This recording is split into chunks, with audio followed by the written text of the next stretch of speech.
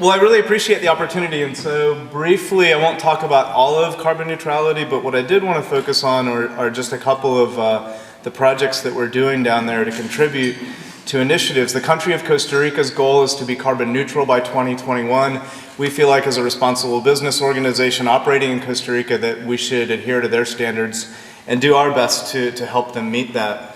As I was reading Richard Louv's book, The Nature Principle, towards the end of it he came up, this sentence popped out to me: sooner or later a school of higher education is going to realize the potential and create an entire program dedicated to connecting people to nature.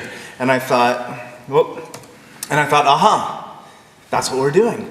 So welcome to the UGA Costa Rica campus. We're about 155 acres if you're not familiar with it.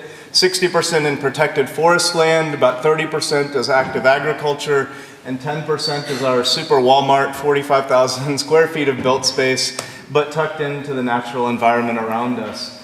What I love about our mission statement is that it was developed by deans, department heads, center directors, the vice president for research, and others that Dr. Pandit set up as an academic advisory board for Costa Rica.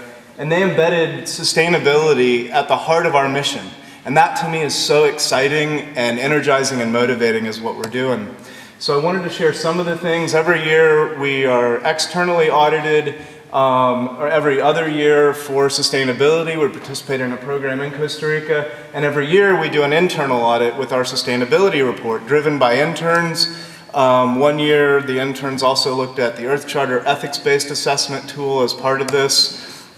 We had some engineering students down who developed a very extensive carbon calculator for our campus. They measured the 2012 carbon footprint. We were plus 10 tons, but that did not include any of our forest land that we took out because of additionality concerns for measuring that. The big issue though was study abroad. We're encouraging people to fly to Costa Rica, right? They're not walking, they're not swimming, they're flying down there.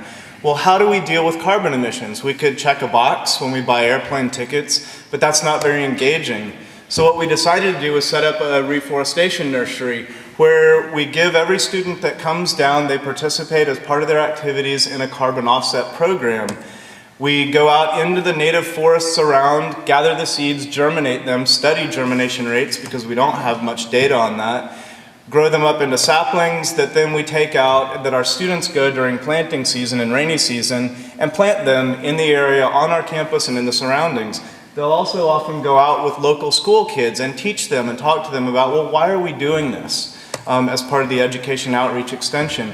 Our students, even if they're down there to study Spanish or dance or music or something else not science related, learn about this biological corridor system and how planting these trees is helping connect the Monteverde cloud forest with the mangrove forests on the Gulf of Nicoya in Costa Rica, and how this is part of a bigger national network of biological corridors, and why is all this even important to connect our protected areas. We've planted about 32,000 trees by the end of December last year. December 2014 numbers are about 3,000 more, so we're short of our goal of 60,000. The hope is to open up a new nursery in the lower elevations so that we can try and reach that goal. What I'm excited about from our carbon calculator is it showed that our reforestation program is essentially offsetting all of our air travel related to people going back and forth. And so that's really good. So that shows that if we can also then reduce some of the other areas related to our campus operations, we'll be doing in good shape.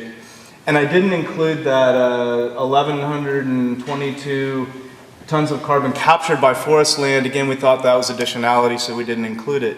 Some of the outreach that's going on also related to this is GPSing all of these trees in certain permanent plots and then going out and measuring growth rates of these native species, because we don't really know what's going on with many of these native species. There aren't good published papers. What's perhaps most important to me of this is that we get groups of students. These are landscape architecture students from China. They come from a city of 18 million people. They were crying after this tree planting activity, not because of the blisters on their hands, which they did have, but because they had never planted trees before. They were in this cloud forest setting, participating in this project, and it had such a tangible, deep meaning for them, such a huge impact on their lives. And to me, that's almost more important than that exact measurement of are we offsetting the exact tons of their carbon. It was that feeling of personal empowerment related to addressing an issue so big as climate change, and they're feeling like, yeah, I can do something about it, and it really motivates me and moves me. I'm out of time, so I'm not going to talk about our biodigester program, but if you're interested in the biodigesters and what we're doing on campus, I'll be happy to talk about that later, and I'll pass it over.